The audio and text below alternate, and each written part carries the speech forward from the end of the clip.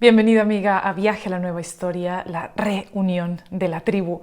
Hoy más que nunca te doy una bienvenida muy especial porque tenemos a una invitada muy especial en este episodio. Este es un tema del que hace mucho tiempo quería hablarte, pero estaba esperando a que llegara la persona correcta para hablarte de ello y, como siempre ocurre cuando estamos pidiendo algo y estamos atrayendo algo, esa persona llegó en la forma de Eyla Cuenca.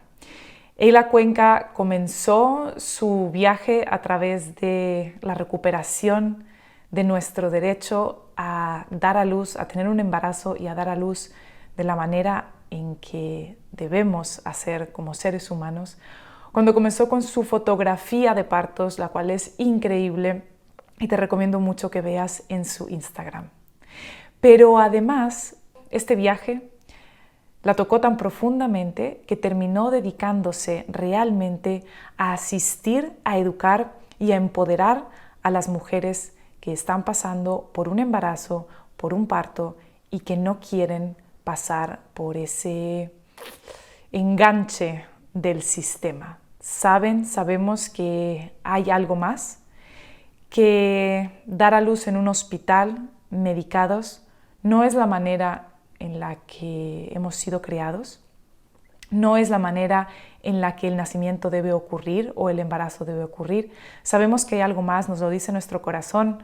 Muchas personas piensan que es un sueño bonito pero irrealizable el poder dar a luz en casa y de una manera natural y sin ser molestadas y sin ser intervenidas por 40 máquinas y 40 intervenciones peligrosas para nuestra salud y para nuestro bebé, pero no es así. Si tú no conoces tus opciones, entonces no tienes ninguna y realmente tienes opciones en esto y tienes mucho que decir. De hecho, tú tienes la última palabra cuando se trata de tu embarazo y del nacimiento de tu hijo. El nacimiento de un hijo no es simplemente el nacimiento de otro ser en este mundo, sino que trae consigo una transformación para la madre y, por supuesto, para ese ser que viene a través del bebé que llega a través de ti. Vamos a estar tratando todos los temas sobre nacimiento y sobre embarazo natural, cómo debe ser, por qué el sistema no es la manera en la que se deben o en la que deberíamos sentirnos seguras para poder dar a luz y para tener embarazos, en cómo debemos confiar en nuestro instinto y qué podemos hacer para confiar en él sin necesitar que nadie más nos lo confirme, cómo podemos poner límites a los demás para que respeten que es nuestra decisión y no la de nadie más, cómo aprender que no va a pasarnos absolutamente nada si decidimos ponerle límites a esas personas, no nos vamos a quedar solas en el mundo, esta decisión es nuestra, nos arrepentiremos si nos dejamos influenciar cuando en realidad no lo queremos de esa manera.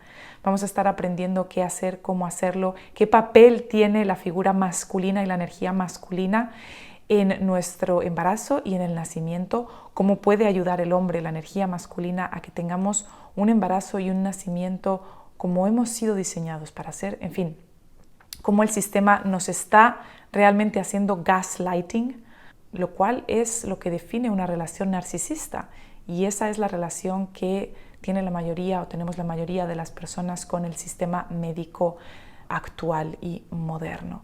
No te dejes engañar, no te dejes atemorizar, no tienes por qué pensar que si tienes más de 30 años o más de 35 años eres de alto riesgo para un embarazo. Vamos a estar hablando también de eso. Bueno, vamos a estar hablando de muchas cosas. Recuerda que este episodio ha sido grabado en inglés, pero si quieres en YouTube lo tienes con subtítulos en español, así que lo puedes seguir allí sin ningún problema.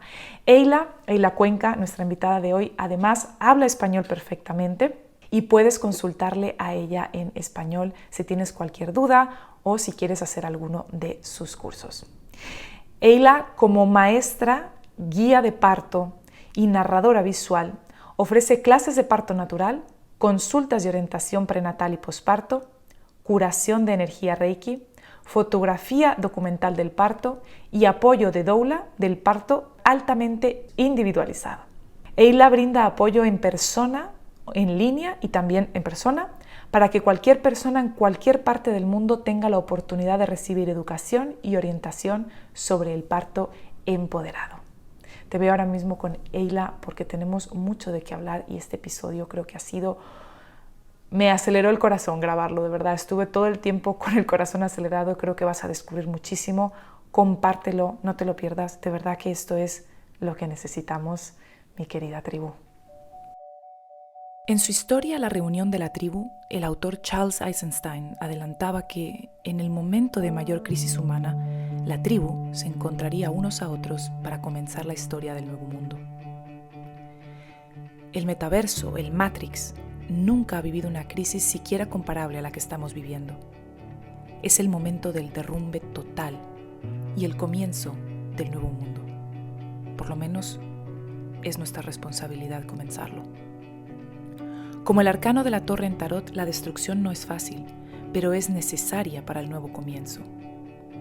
¿Cómo transitar por esta hecatombe juntos, con humildad y compasión, para que esta crisis no sea el fin, sino el principio?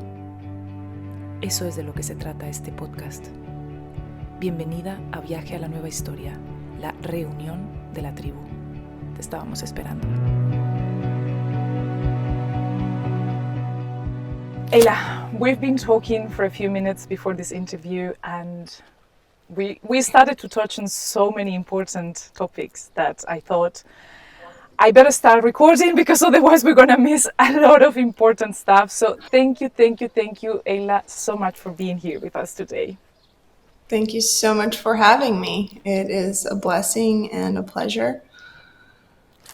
It's been quite, like I said, serendipitous that you came into my knowledge because for the past year, I would say, I've been getting very much into free birthing or recovering the rite of passage of becoming mothers and what that actually means, which I think the system has made into just another kind of like mechanic stuff, like allopathic medicine thinks about everything that is related to the body, that is just another mechanic thing that the body does, and it can be medicalized or made into just another delivery of a bodily function.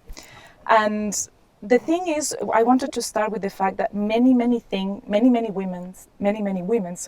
that they don't have another option. When I touch this topic about birthing at home with the people you love, outside of a hospital, with maybe a midwife or a doula, or even alone, I'm always surprised by the responses I get from my followers that say that everything sounds very beautiful, but it's not possible. Or it sounds magical, but we have to be realistic. And I go like, what do you mean by being realistic? So I realized that many women think that they don't have another option, that the moment they get a positive test at home, they have to call the doctor, go to the office and start with the invasive procedures, with the tests, with the echo, the ultrasounds and all of that. Yeah. So please enlighten us, Eyla. Do we have other options, and why do we think that we don't? What's going on? Yeah, that's an excellent question. And, we don't know what we don't know. So when you get responses like that, it's simply that there's a very limited scope of possibility for that person when it comes to birth, right? And if we look at the way the world is today, we feel slightly unwell, and we are trained to go outside of our home, outside of our own intuition, outside of ourselves to seek an answer from a medical provider, right? Go to an office, get tested, go to a testing center, look it up on Google. What is the symptom and what does it mean and what do you need to do? What is Google going to tell you to do? Right? So it is just kind of on a daily basis, we're in this indoctrination of you as a woman don't know the answer. So just go ask someone who knows. That's the tagline, right? Mm-hmm. And as children, we're also trained, by our own mothers who don't know any better, where the child is crying, they have a fever, they take them to a doctor. or they go to the pharmacy, you know, here in the United States, go to the pharmacy and get something to reduce the fever. The mother doesn't trust that the body of the child is simply detoxing something. The body's innate intelligence is simply doing what it needs to do. The fever is normal. The fever is helpful. Yes, the fever is uncomfortable, but the body is in a detox process. So apart from pregnancy, there is just an entire system that is training us to not trust our own body, right? So when we get to pregnancy, we get the positive pregnancy test. Because of what we've seen in Hollywood, because of how we've been trained, the first thing that we do is we worry. We say, well, I'm really excited. I finally am pregnant. I've been wanting this for so long. Hopefully that's how we feel. And I need to now go to somebody for answers because I don't know anything about pregnancy. I don't know anything about my body. I need to make sure everything is okay. So we go to the doctor and the doctor wants to do an ultrasound. The office wants to do an ultrasound to see the baby, make sure there's a heartbeat, and then they assess the woman's body and say, oh, you're a petite woman. Most likely you're going to have to do a C-section. Oh, you have a history of diabetes in your family. We're going to need to monitor your pregnancy weekly. We need to draw blood. And all of a sudden, the woman is in a field of possibility where it could pretty much go wrong. And we need to monitor and make sure it doesn't go wrong. Rather than saying, oh, pregnancy is a natural, normal function of the body. Just take care of yourself, eat well, get movement every day, read some books, take a class. And if you feel something strange or uncertain, come give us a call, see us later. Right? Which is a little bit more like, I'm going to be a guiding hand here, but your body knows what to do. That's not how it goes. That's a little bit more with midwifery care. If you work with a midwife, a partera, they're a little bit more like that because they trust in the intelligence of the woman's body. So it's two different systems, But that's really what it is that women say, that sounds beautiful to do a home birth. It's just not possible because they cannot see beyond what they've been taught by a system their entire lives. I guess they feel a bit like someone is going to come to their houses and is going to knock at the door and say, hey, you are pregnant, like the pregnancy police or something, and say, hey, you're pregnant. You need to go to the doctor and you need to go to the hospital right now. That might be their own family. That might be their own family. See, and friends. Exactly. And I think a lot of women also have the fear of that, of their family and their friends telling them what they have to do. And how does a woman in that situation, I always talk to my followers, the only person, because they ask me, how do I get my family to respect my way of living? Because I live my life in a different way that most people do. And I always say, the only person who has to respect your way of living is you. Therefore, you set boundaries and you say, this is my life. And this is until you so you don't get further than here. And but if we have done that work from before, and our friends and our families are used to getting boundaries, then it's going to be okay. But a lot of women get to the point where they are pregnant and they have never set boundaries, and now their families and their friends are telling them things like, literally, my followers tell me, oh, you're crazy if you're going to do this like that, or you're going to kill yourself, or you're going to kill your baby. Or I don't know, or if we think about the events of the past 2 years, they say you are irresponsible and the death of a lot of people is going to be in your hands because of your decisions. I don't know, because of giving birth at home, for example. How can a woman, maybe if she hasn't got pregnant yet, start setting those boundaries? Or if she's already pregnant and people are trying to cross those boundaries, is there anything that they can start doing, or how can they say, basta? Yeah. So this is an opportunity to examine which parts of ourselves want love and acceptance, right? And often we want that from our parents. We want it from our partner. We want it from all of these outside sources. And the problem with that is that it's temporary, right? It's very temporary, you know, when we get the response from our father, he says, I'm really proud of you, good job, right? It's a moment of that self-love, that love and that acceptance and that worth. But then, you know, a few days later it goes away because we need to hear it again. And so we cannot rely on outside sources to give us that love and acceptance. We have to find it within ourselves. And so I ask a lot of my students and my clients if they're open to this process, to when that feeling comes up of emptiness, of wanting that love, of the anxiety, well, if I choose to birth at home, they're not going to love me, right? That's what it is. It is. What part of you, what little girl, at what age was she where love was taken away because she made a choice for herself? Was she 9 years old where she said, no, I don't want to go to ballet class anymore. I don't like ballet dancing. And her mother said, well, you know, was displeased and angry with her and took something away. And then the little girl learned, oh, when I say what I want, love is taken away. Right? So I ask my clients, go back and try to find that memory, try to find that little girl and let her know, I'm always going to be with you. It's me and you now. You know, I'm 35 now, and, you know, you're 8 years old, and whatever you want, I'm going to give it to you. So you tell me, and it only matters what I say, you know. And so if we can go to that place, we can start to heal all those versions, all the little girls at age 11, age 5, all the ages, and we can start to bring them in and say, it's safe to come out. No one's going to reject you anymore because I'm here, and I commit to not rejecting you. And so this is deep work, and it's difficult work to do because we want to stay in victim consciousness, and we want to believe that the only person that can give us love is dad, is mom, is the husband, is the best friend. And no, all of those things come and go. They all come and go. So it's really about you and your little girl inside. And they come and go.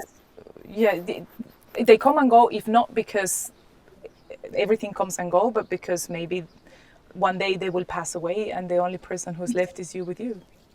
Life is ever changing. It's not because people pop in and out of our lives. It's because we do not know what God's plan is. Every day to day, we have to wake up in gratitude because we don't know what's going to get taken and what's going to get given. We just don't know. And so the only thing that is certain is our relationship to self, and ultimately our relationship to God. That can never be changed. This is so important, and that's why recently someone asked me as well, do you think we need to start preparing before we decide to have children? And I said, absolutely. Like, if you can, like, obviously there are times when pregnancies just happen and you haven't had the time to prepare yourself, or it just happened like that in your life, which I think then it was meant to happen like that. But if you can, and if you're conscious about it and you know that you should, then listen to that intuition, right? Because I think the problem, this is a post I read in your Instagram.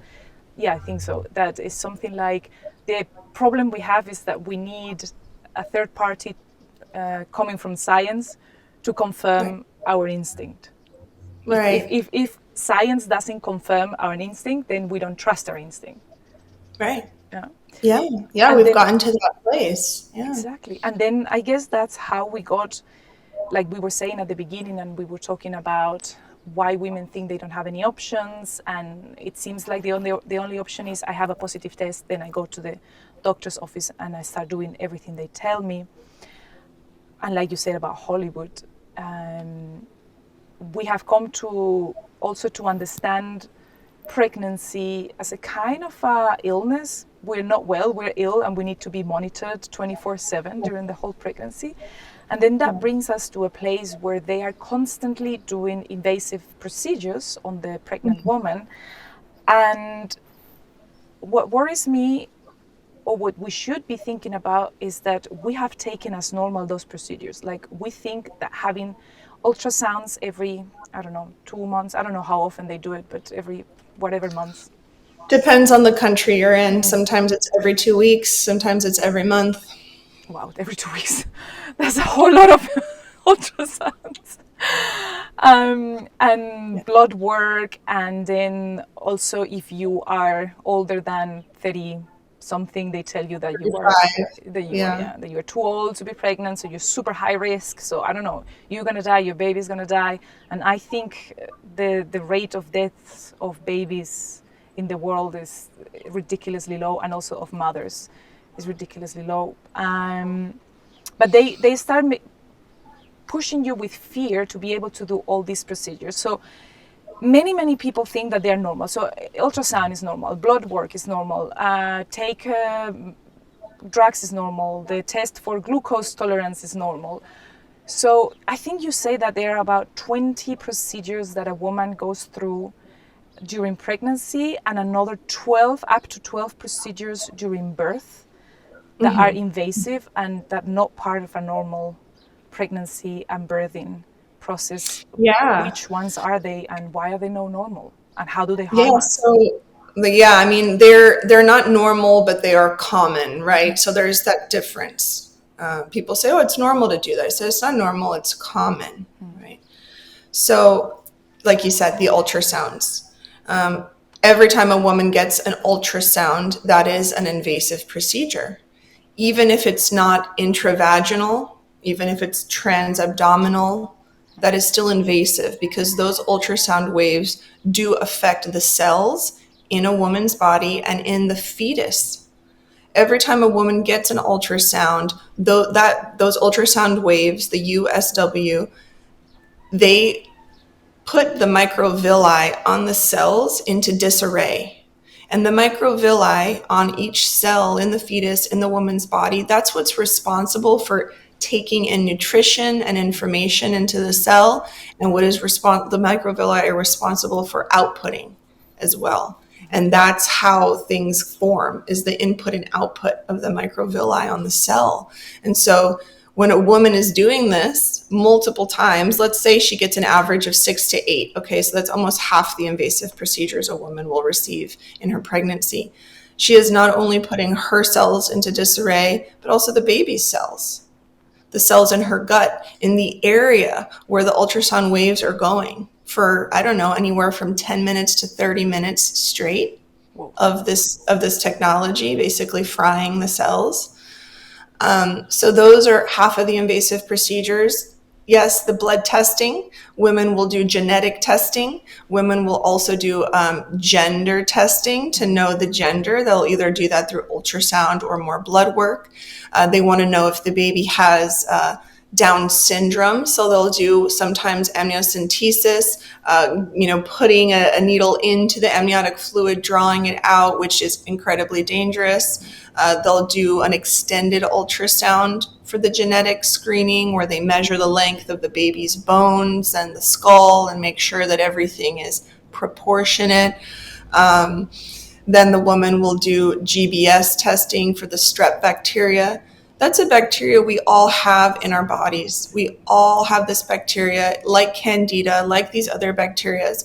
Sometimes when the body is out of balance, these bacteria colonize. That's just what happens. When we die, the Candida bacteria in our gut colonizes, and it's what decomposes us, right? It's a perfect system.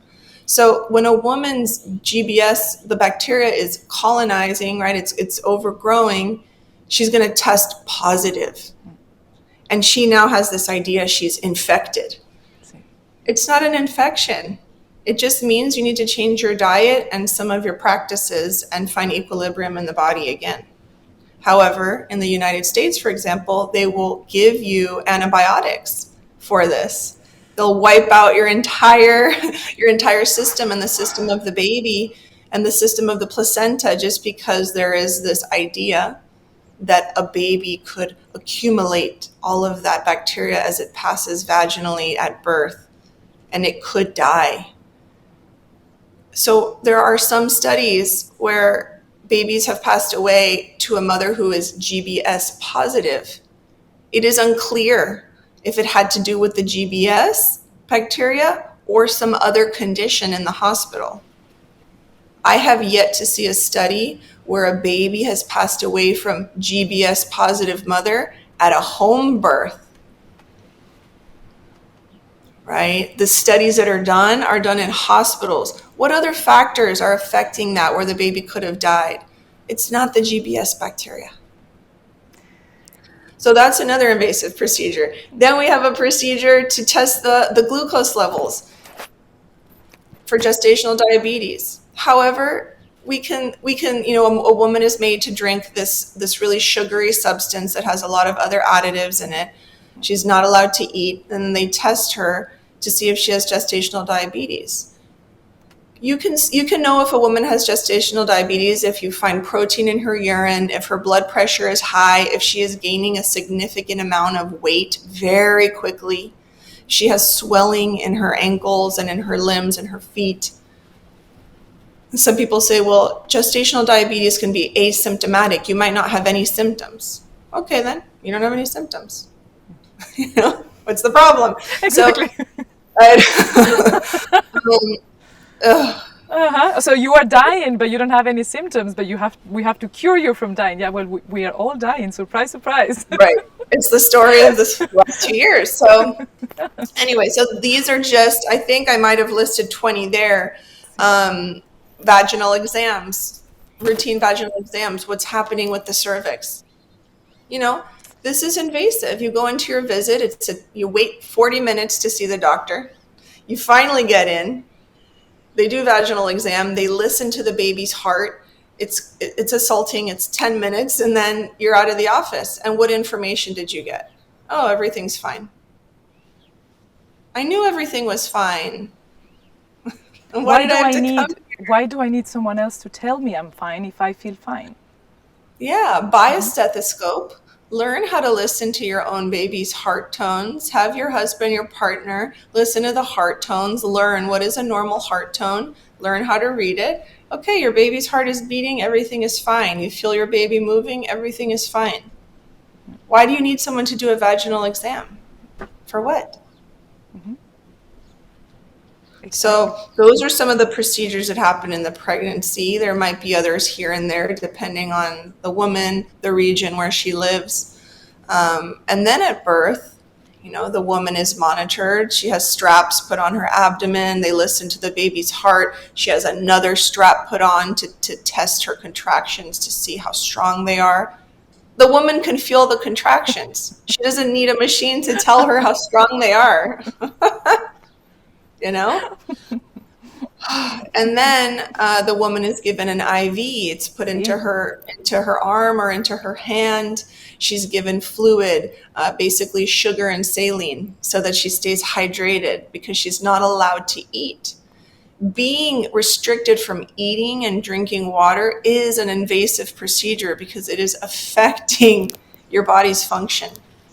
It is pretty cruel, right? And then on top of that, the woman is periodically, she's forced to go to the bathroom, right? Go to the bathroom. If you don't pee, we're going to put in a catheter, right? It's like thing after thing. So then her contractions might slow down because the IV fluid is now slowing down the contractions, affecting the biofeedback loop of her hormones. So then she's given synthetic oxytocin, she's given Pitocin to speed up the contractions. So her contractions speed up again, and it's very painful. So then she gets the epidural because she can't handle this unnatural pain. Mm-hmm. Childbirth and labor is uncomfortable. That's true. However, when you add synthetic oxytocin, it heightens the intensity to the point that the woman cannot handle it because it is not natural. So then she does need the epidural because it's too much intensity. It's too stressful. And now the baby's heart is in distress because her adrenaline is pumping. Now the baby's adrenaline is pumping, right? Oh, the baby's in distress. We need to do a C-section. Surprise, surprise. So then the woman is now made to believe, her family is made to believe, thank God we were at the hospital because the baby was in distress. Childbirth is dangerous. Childbirth is painful. Childbirth is risky. Thank God we were here, and thank God for C-sections. People are crazy to do this at home. But what we don't see in this picture is that the woman has unknowingly set herself up for a C-section. by choosing to birth in an environment that is happy to do every procedure to keep the woman safe. I do a lot of home births as a doula, as a birth coach. I have done a lot of hospital births as a doula. I don't see C-sections happening at home births. I see a lot of C-sections happening at the hospital. And the women are the same. They're young, they're healthy, whatever the case may be. How do they all end up in C-sections? It's because of the environment they're choosing to birth in. This I hear a lot, Eyla, where I talk about the risks of C-sections and the prevalence of C-sections, because depending on the country, it could be like 80-90%. Brazil being one of the highest one with C-sections, where the moment you get to the doctor with a positive test, they say, when do you want your C-section for? And it's like, hello, like, like, I don't know, like, when do you want your hair colored, or when do you want a haircut? In 3 months, what day suits you? Right. And it's amazing because you read my mind. I wanted to ask you about this because this is an answer that I find a lot. Many women saying, well, but many women saying, I was saved by a C-section, and thank God I was in the hospital. And if it wasn't for the C-section that I received, I would have died, or my baby would have died, because it was, I don't know, breech, or it had the umbilical cord around their throat and around the neck. And I always say, well, your baby doesn't breathe through the air passages, so it's not going to get choked by that. We have things like true knots and things like that, but the amount of women that I find telling me that they are very grateful that they were in a hospital because a C-section could be done, and that saved them and saved their babies. Okay, we acknowledge that in some, like, I don't know, you have more experience, obviously, you know about this, maybe some cases a C-section could be saving a life in, I don't know how many out of 100 or 1,000 cases, but not to the rate that is done nowadays. And that usually is the procedures that you receive during pregnancy and the procedures that you receive during childbirth in a hospital that set you up for a C-section, for an emergency C-section, right? Yeah. You know, if women were actually getting C-sections based on true emergencies and true pre-existing conditions, the numbers of C-sections would be significantly lower. I'm thinking maybe 8%, not 70%, which is the national average in the United States. And that's not even the highest. No, Brazil is like 98%. So, I'll say one thing before I talk about true emergencies.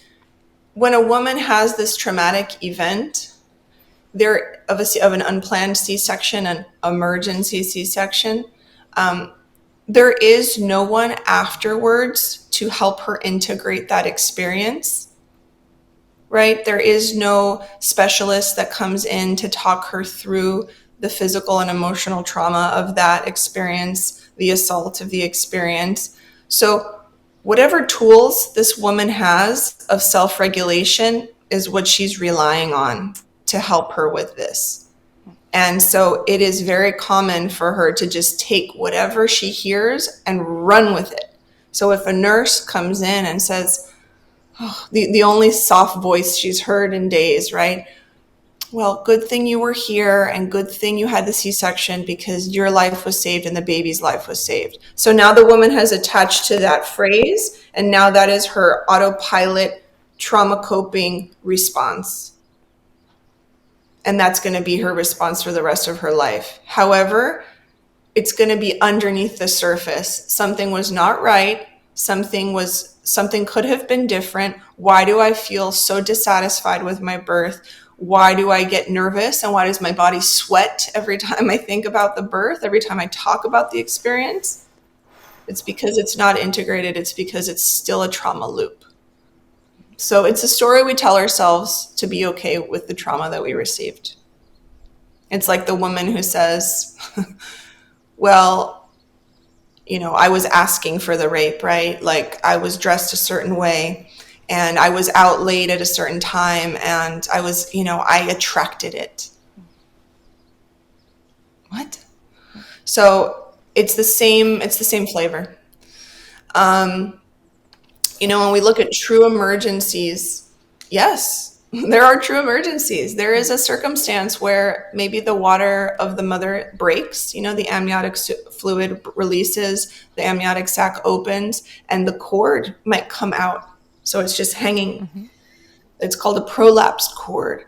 And that is a situation where, yes, now the baby's oxygen supply could be compromised, because if the baby descends further down, it could put pressure on its own cord and it could cut off its own oxygen supply. Yes, that's a real emergency. Yes, you need a C-section. That is not something that we can really predict. Right? It's not something that you can say when you get with a positive test on week 1 and say, no. When do you want your C-section? Yeah. Yes, there are situations where, unfortunately, a woman who's been on an epidural for 6 hours is not seeing any progress in her labor, and she can't walk, she can't use her legs, she cannot push because she cannot feel. The doctor tries to put in forceps or a vacuum to get the baby out, and the baby is actually stuck because it needs the mother's exercise. It needs the mother's effort to get out, but the mother can't put the effort. And now we're in a really sticky situation. So yeah, now we do need a C-section, right? So but this is something because of the epidural in the first place. And it was caused by the epidural in the first place. But we get to this point where, now we can't go back. There are situations where maybe the mother has twins and the twins share one placenta and one sac rather than 2 sacs and 2 placentas. That's not a high risk. One baby comes out, it's just fine. The other baby comes out, it's just fine. But when they share one sac and one placenta, one oxygen supply, that's where it can get tricky. Because if one baby is born first, it could obstruct, it could compromise the oxygen supply, because maybe now the placenta is starting to detach after the first baby, but the second baby is still in there needing the oxygen. So that's where I might say this really merits consideration for a planned C-section.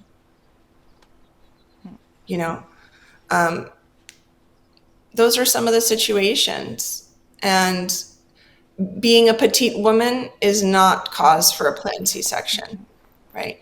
Because your mother had a C-section and your sister had one, that's not cause. That doesn't mean that's your fate as well. Just because your husband is very, very tall doesn't mean that your baby's going to be so huge it can't come out. Your body is not going to produce a baby that it cannot birth.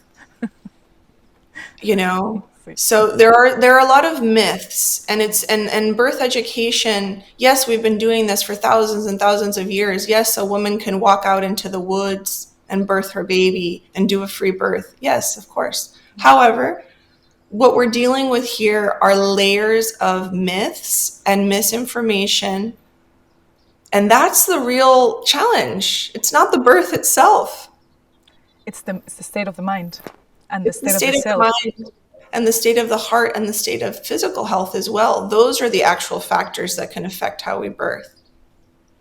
It's an uncomplicated process, really. You could sit there all day and your baby will be born whether you like it or not. It's just going to come out. It's all of these layers that can obstruct us and slow us down and block us. And that's where the birth education can now break this open. This is so important to break those myths, because like you say in many of your posts, the system feeds on women's fear. So if they give them myths and the women are having these fears, then they are untrusting of their bodies, untrusting of their ability to give birth, and that's how they cash on that. Let's call it what it is. And it's the same with breastfeeding. Like we have been told that we cannot breastfeed, or that breastfeeding is difficult. Again, it's complicated. That we might not have enough milk, that the milk might not come. And again, in many cases, I think, obviously, but I think also the traumatic birth experience will lead to a traumatic breastfeeding experience, because the hormones were not there. The hormones that were meant to be there are not there. me, myself, I was born induced. My mom was induced with pitocin, with oxytocin on my birth. And even though she wasn't given an epidural, but she was given sedatives and everything. And then my mom had a problem for many, many days attaching to me emotionally. Mm-hmm. And I think that's also very common. And also we see things like postpartum depression, where in many cases comes because the hormones haven't been allowed to happen. And then the woman is there kind of like, she gave birth, but her body may as well not have given birth. Her body's like, what the hell just happened? No? Yeah. And they cash on those fears, but they are causing those problems, right? Yeah. No, it's a really amazing business model. I'm going to create a problem and the solution. See? You create the problem and the solution. I'm going to sell that package. You know, it's a closed loop system and only they benefit, right? And your birth is a perfect example of what so many women experience. I mean, even in a C-section, right? The vaginal canal is not stimulated as it should be at birth. And so the mind knows it gave birth. The mind says, I had a baby. However, the body might not feel that. The body might not have caught up with that reality because those signals were not sent out through the body. And if a woman is given synthetic oxytocin, which is pitocin, her own body doesn't produce the amount of oxytocin that it needs to. And that's what bonds you to the baby, is your natural production of oxytocin. So yes, you're excited. Yes, you're happy. And there's your baby, but you're not feeling that height that you only get this one time in your life, which happens after a vaginal birth. And so women feel shame and guilt, right? And then comes in society and all these doulas and birth workers who say, oh, we have to stop shaming women for these choices. And yeah, motherhood is hard. And if you're not bonding with your baby, it's okay. Choose yourself, and then it's like, again, it's just an adaptive mechanism, right? It's like, let's just adapt to the trauma and not address what really happened. And, oh, you don't want to breastfeed, it's too stressful. So what? Don't put yourself through it. See? Here's formula. And you know what? You don't want to stay at home with your baby every day and feel imprisoned. Your mental health is better. Go out, hire a nanny. Stop, like this natural mothering movement is unrealistic. It's too much pressure. It's, and I'm thinking like, oh, so women can just live in a trauma loop and we're just going to support her going further and further into her trauma loop. And we're going to support the dismantling of the nuclear family. There's a whole agenda there. Total. And so, yes, breastfeeding is very challenging. I remember day 4 after my birth, I had an incredible home birth. It was really hard. It went on for 3 days. And I was sitting, all my milk started to come in on the 4th day after the birth, and I'm crying and I'm in pain and my breasts are huge and I don't know what to do and I'm home alone because my husband went back to work, which is fine. Somebody has to keep the food coming. Somebody has to keep the house paid for. So there was men are not supposed to be at home with the mother, by the way. Just going to say that. So stop imagining that that's the perfect scenario where you're all there. That's not ever how it worked. Men always went out. They always hunted. They were always providing and making sure the women were safe. And the women took care of each other. So that's it. So I was just like, I have no support. What do I do? And I remember I called my sister-in-law and she picked me up. I left the house with the baby. She took me to a lactation office. And even though this is the work I do, when it's yourself living it, you can't I couldn't proliferate and clone myself to come in and help myself. I needed help. So I leave the house. I'm wearing 2 different shoes. Okay. I'm like, I don't know what's going on. I'm in tears and I get to the office and I'm sitting in the woman's office and my baby's crying and the milk is leaking. And she says, okay, let's take a deep breath, let's ground. Let me see how you're holding your baby. So I just simply showed her and she said, oh, you need this here. Oh, you need to tilt the baby's head back here. oh, you need to do this. Oh, pull the lip like this. And I'm thinking like, oh. And as soon as I did the steps that she said, the baby latches and I feel this relief. All the pressure in my chest from the milk starts to release. My breathing starts to slow down. The oxytocin starts flowing through my whole body. And I just I wanted to fall asleep. And I felt very blissful. However, had I not made that call, had I not gone to her office, I would have just gone to the store. I would have gotten the formula. I would have gotten the bottle. I would have said, forget it. Because the amount of stress you feel hearing your baby cry and not knowing what to do and how to fix it is more intense than anything I can think of. So many women get to this point, they don't seek out this support, and there's commercials on the TV and there's posts on Instagram and there's Google searches that say, just go get this formula. Doesn't matter. Your baby's going to be fine if you don't breastfeed. You're going to be fine. And I'm here to tell you, your baby's not going to be fine with formula. Your baby will live. Your baby will survive. Your baby will not thrive.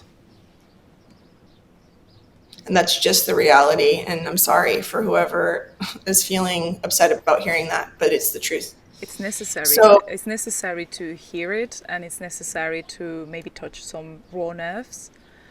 And people, because even if that's the case of a woman who has already gone through that, maybe she will have another pregnancy and she can change things. So let's step out of our ego that is like, oh, you're attacking me, which is very common nowadays. Everyone is feeling attacked by everything. If I scratch my forehead, I'm attacking someone because I'm not victim consciousness. See, something like that. So in Spanish, we say, lo que te choca, te checa. So whatever is shocking you, think, why is it shocking you? Why do I, or Eyla in this case, who doesn't know you and you don't know her, why are you feeling triggered by what she's saying if she doesn't even know you? Who is Eyla? Eyla is nobody to you, so why do you feel offended? Maybe because there is something there that we can work on, right? And recognize this. Yeah. So we don't perpetuate whatever triggers us. If there's even a small part of us that is triggered, that means there's a small part of us that believes this to be true. It is not me. It is not the other person. It is not the thing you see on Instagram. There is a part of you that believes it to be true. And people say, you don't know me. You don't know my life. You don't know what I went through. You don't know what was happening with my husband at the time. No, I don't know. I don't know. But you do. You know. Mm-hmm. However, this is just a truth. We all do the best we can in that moment. And we have to be okay with that. We have to integrate that we did the best that we could. However, now what can we do? So you fed your baby formula for 2 years or whatever it was. Now what can you do to assist your baby, knowing that your baby's microbiome was compromised, knowing that after your C-section, your baby's microbiome was also compromised? What can you do now to assist your child in building immunity and strength and building a beautiful integrated relationship with them? Probiotics, diet, sauerkraut, whatever it is, presencing exercises with your child. What are all the things you can do now with this awareness? You can't change the past. There is no judgment. And who am I to say? Only God knows. That's this child's contract with this mother, right? The child coming in via C-section was a contract it had with its mother and with God, and that is between them, and that is part of their expansion.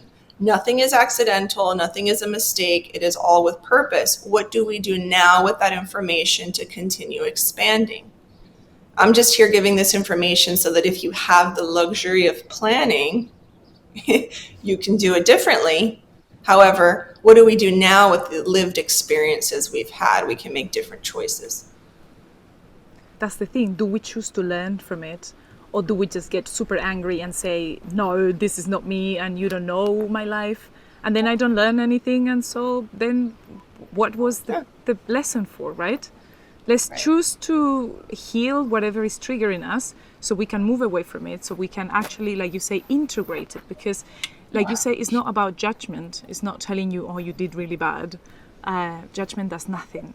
It's more about, hey, be aware of it so you can work with it. So it was exactly like you say, I believe it's true. It was your contract. It was your contract with your baby. It was your baby's contract with you, with God. And if let's meet that contract, right? Let's do what we need to do with that contract and not just ignore it like nothing happened. And that also with breastfeeding takes us to another topic that is very relevant right now, where in this crazy world that we are for 2 years, not that the world wasn't crazy before, but now is everything very evident. Now they've decided to be very open about it. Now they come with different things every day, and now the new marketing campaign is about, oh, there is no baby formula in the world, and it's a shortage. And when I heard that from the first time, it was like when I heard for the first time there is a shortage of sunflower oil. I was like, and what's bad about that? And there's a shortage of baby formula. Oh, hallelujah, like, whoa, maybe how is that bad? Like, yes, I understand that like you say, the codependency that they have made us create with them makes us feel that no baby formula is something bad. And it's like it is not. And I understand that many women can feel like that because for whatever reason, could be because of real problems or because of the problems that the system created in them, they are not being able to breastfeed for whatever reason. And they feel like, oh my God, what I'm gonna do? Although I think there are other things that you can do besides giving chemical baby formula from a shelf. But now we see very evidently that there is a codependency that has been created by them, and now people are going desperate because of this supposed shortage of something that is supposed to be good for you. Right. And like, what could we tell women? I don't know if you have anything in your mind right now. I don't know if I would, but who are feeling desperate at this moment because of this supposed shortage, and they think that they don't have anything to give their babies. Well, this is a perfect opportunity to reclaim your autonomy, right? Because what did we do when women couldn't breastfeed before shelf formula? Exacto. Right? We're all here today because there are solutions that nature can provide, right? And so you can make your own substance to give your baby if you don't have breast milk. You can get raw goat's milk, raw sheep milk, raw cow's milk, which is not the same, but it is similar, right? You can add different things to it to make it as close to breast milk as possible. You can add fermented cod liver formula. Some people say, oh, well, I'm plant-based, I'm vegan, I don't believe in that. Well, you can give your baby soy and see what happens. I see. So there are solutions, and we can look to nature to see. And there are resources online for homemade formula. Yeah. And what's really happening right now, it's not that formula companies, there's a shortage. It's not because COVID and now there's embargoes with trade. No, it is because there are companies with a lot of really top dollar investors who want human cell cultured breast milk that is lab made to be successful. So what have they done? These companies like BioMilk with a Q out of North Carolina, BioMilk with a K out of Israel. These companies most likely have paid out the formula companies to stop producing so that now these companies can capitalize, right? And they're feeding off of all of these environmentally conscious communities, and they're saying, this is cleaner than formula. This is going to save the environment. We can make lab-produced human breast milk, and it's not going to affect the environment, and it's animal friendly, and it's not chemical. It's like there's this whole marketing scheme that is going towards the naturally minded community. So don't fall for it. right? But subhanallah, like we are always presented with the light and the dark. And it's always about a choice. And it might seem like despair, but really it's a beautiful opportunity. I mean, this is the most beautiful opportunity to return to our intuition, to return to natural means and methods. This actually is not a crisis. This is an opportunity. Every crisis is an opportunity. Yeah. Every crisis, and what you said is so important, because what they're doing right now with breast milk, they've been doing for quite a while with meat. And so it's the same. Let's produce meat in laboratories, and they're good for the environment, and they're good for the animals, and they're good for you as well. And it's like, yes, exactly how. And like you say, is attacking. If people choose not to see what's going on, really, every day, like I said before, they're really choosing to be very evident right now. Because in the 90s, they were doing it very like, oh, it was very like, and the people who realized were people who were like kind of like in the dark places, trying to pick up information from really. Right now, they're doing it in our faces, and that's gaslighting. That is exactly what a narcissistic relationship brings to your life, is gaslighting. They're telling you in your face, that what you are seeing with your eyes is not true. Yeah. And that is gaslighting us at its primest, right? Yeah. Yeah. So that's what's going on. And I know women will say, well, where am I going to get raw goat's milk? I work 9 to 5 every day. I'm a single mother. I don't have time to be producing this. So yes, again, like C-sections, right? There are these instances where there may not be a clear solution in sight. And this is where these things should be reserved for these women in these particular situations. And there should be systems in place, support systems in place, where we can provide this support for women who are in those particular situations. There are many women who overproduce breast milk and they freeze it and they donate it. Can you get donor breast milk? I mean, I have a hierarchy of feeding on my website for women to look at, and you can see all of the sources. That's like 7 different sources of what to do before you even get to shelf formula. Wow.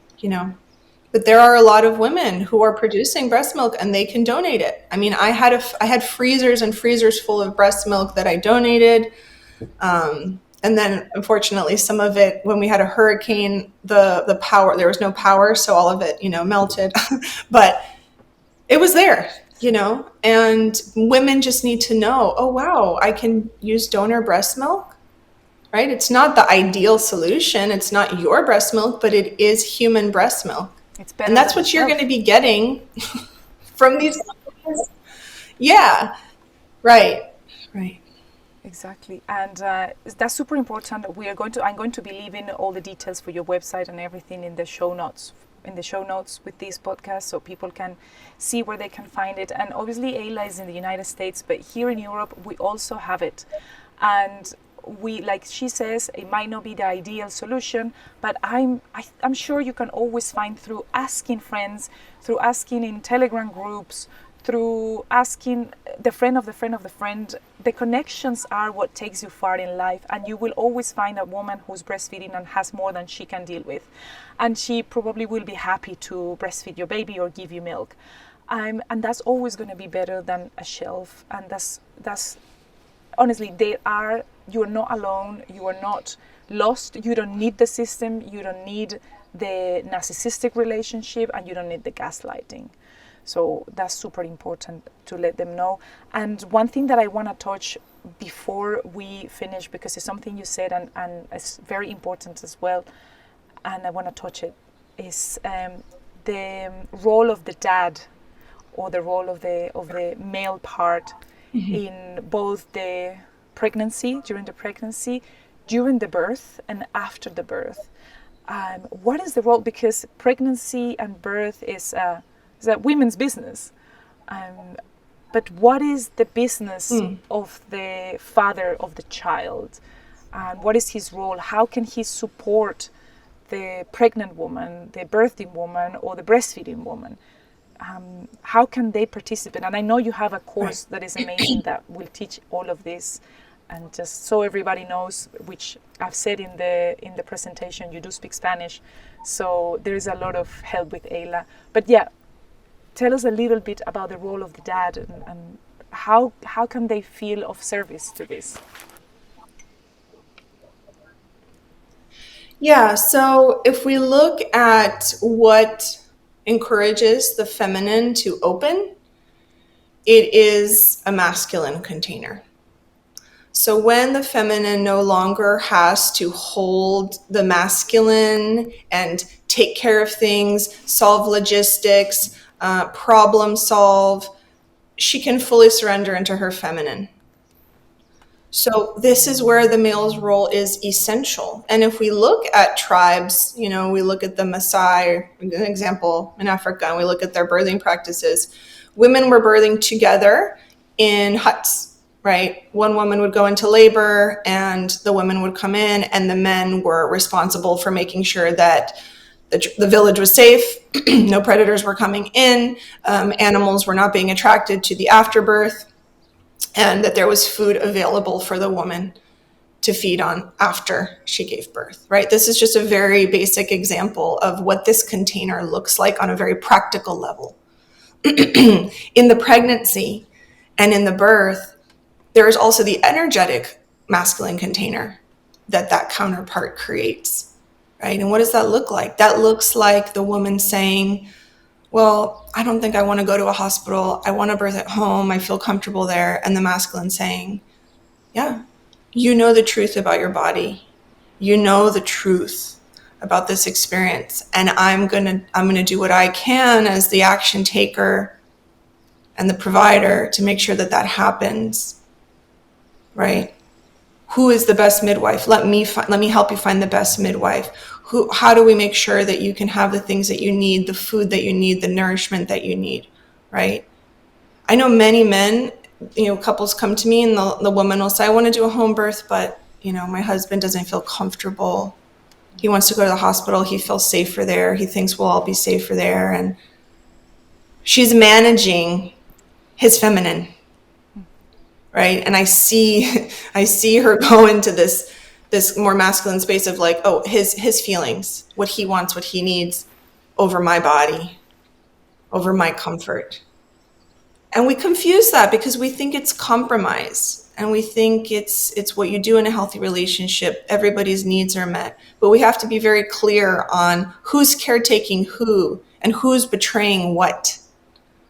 Is the woman betraying her body so that the masculine is comfortable? That is never okay. Never. In any situation. Right. So the masculine has a really beautiful, apart from being the co-creator in this life, we cannot do this without the masculine ever. And I know many women who think, I did this without a man because I got his sperm from a lab. You still needed sperm.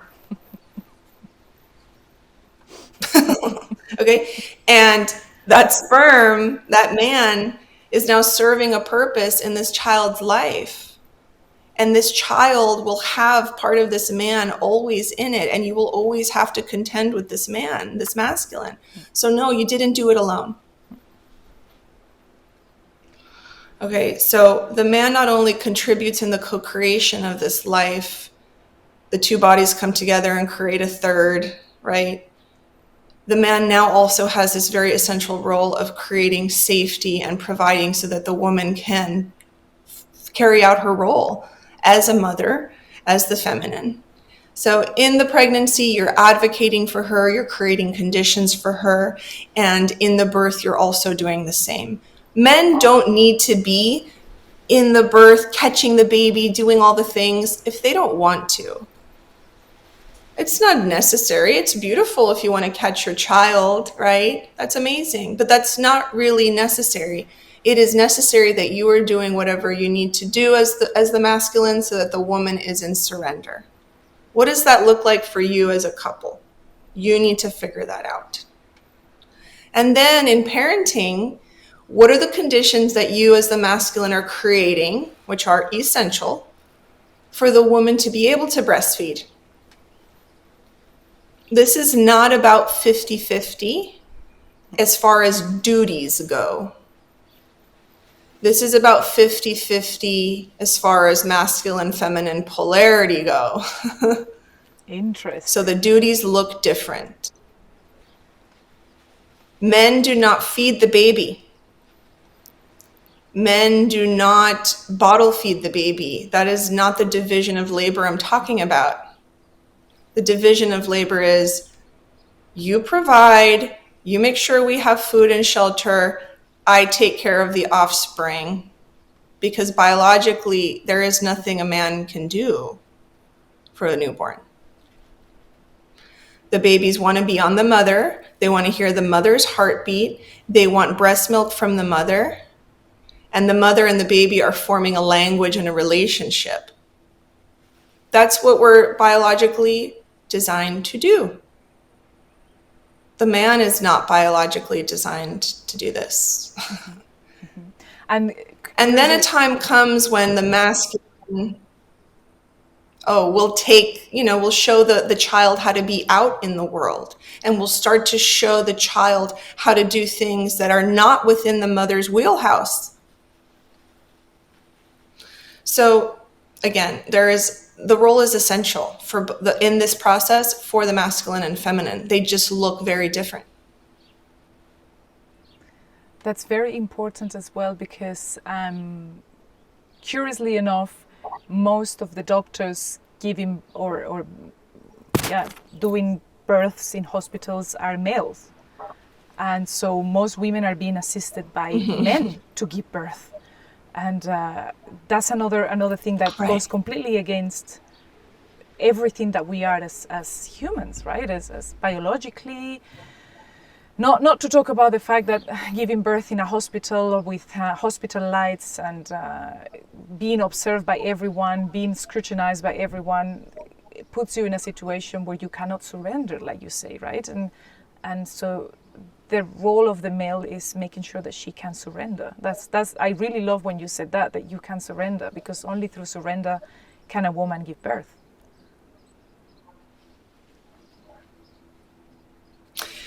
Yeah, and only through surrender can a woman orgasm, right? And it's the same mechanism. And so thinking about your environment, where do you feel safe surrendering? Is it in a place with strangers? Because what happens in a hospital setting, what most people don't realize, is that the masculine container becomes the hospital setting. The man cannot ultimately provide a masculine container because it is hijacked by the hospital setting, by the doctor. Many women after the birth have a resentment. If things didn't go smoothly, if things were not positive, there is a resentment towards her partner because he did not keep her safe. But he didn't know how. How could he? How can you fight against an entire system, a male doctor who says, I went to school for 1,000 years and I know how to do this? Shut up. What do you know? You're just a man. So of course, even the man who feels the most empowered, how is he going to fight against that? So do not put yourself in a situation where you cannot surrender and you each cannot go into your natural roles. And this even goes for same-sex couples, right? Like, there is always someone who holds a primary masculine energy and a primary feminine energy. That's just, the polarity is natural. And sometimes in heterosexual couples, the woman in the female body is holding all of the masculine energy and there's not a balance there, right? So find that polarity, find that balance. This is a beautiful opportunity. Pregnancy is a beautiful opportunity to do this for your relationship in general. For the future of your relationship. So beyond just the birth of the child, this could be a very important point in your relationship in the future, because it's going to create bonds and it's going to create situations that only the birthing of a child, if it's done in the way that it's meant to be done, can bring to the couple, right? Right. Yeah. Eyla, this is amazing, and I feel that we could be talking here for 1,000 hours. I think this is the perfect moment to say that definitely through your course, through your Instagram, through your website, through your coaching, through your one-on-one calls, people can really get help from you to learn more about these things, about the polarity, about how both partners can work through pregnancy and birth, how to advocate for yourself as a pregnant woman or as a birthing woman,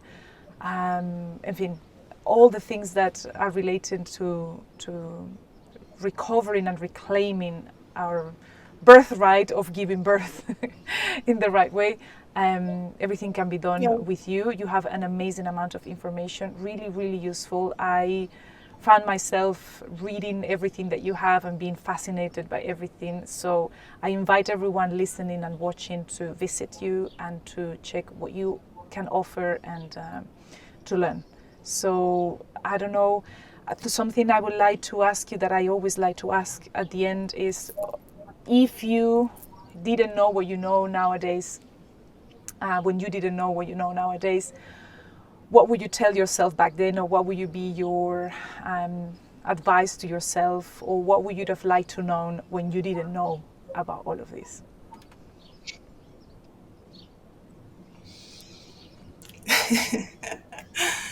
I would have told myself to trust in God. I would have told myself to surrender. If I think back 10 years ago, I was in a state of like hyper micromanagement, right? Of my life.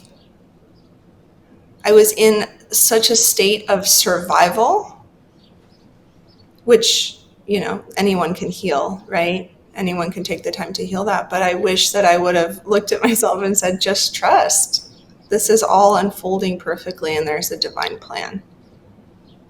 Take inspired action and co-create, but ultimately you just need to trust.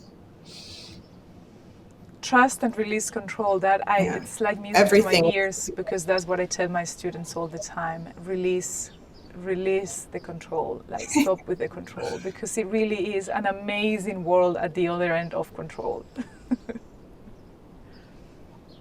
Totally. And I wish I would have known that control was just me trying to protect myself from feeling hurt. So give the little girl inside the safety and attention she needs. And that's really it. Perfect. Or that little boy. Yeah, exactly. Eyla, thank you so much for being here with us today, for talking to us, and for being so educational. I cannot wait to keep learning from you and to hopefully keep doing things together. Yes, I look forward to that. Thank you, Eyla. Un beso muy grande. All right. Thank you so much for having me. Talk to you soon. Chao. Gracias por escuchar Viaje a la Nueva Historia, la reunión de la tribu, conmigo, Jimena de la Serna. Este podcast y el 99% de mi contenido te lo ofrezco completamente gratis, dependiendo solamente del apoyo de seguidores como tú. Si quieres apoyar este viaje a llegar lejos, te puedes suscribir a mi canal, a mi blog y podcast en jimenadelaserna.com. Recuerda que toda acción, por pequeña o anónima que parezca, tiene un efecto mariposa inimaginable.